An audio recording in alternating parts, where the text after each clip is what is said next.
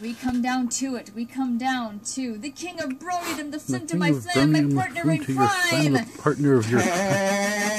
Okay. Me. Babs, I'm sorry I missed the stream last week. You should start picking up ponies and putting them back. You pick up Fluttershy, put her back. You pick up Dash, you put her back. You pick up Shining Armor, you put him back. You pick up Enough, you put him back. You pick up Cadence, you put her back.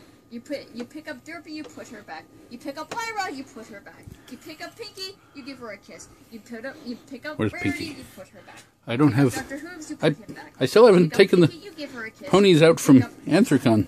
Bon, you put her back. I don't have all these ponies out. Also, excuse me for burping.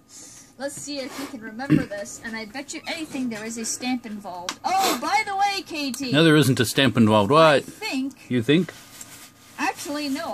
I've got the perfect thing. I think you should upload to YouTube what all the ponies do because. What were they? Because all the ponies make a noise. Yes, I'm working on that. But before we do that, I want to edit them together. I have a special announcement. Kinky Turtle makes a noise. It sounds like this. Yegped. Thank you, Kinky Turtle. Moop. Ah!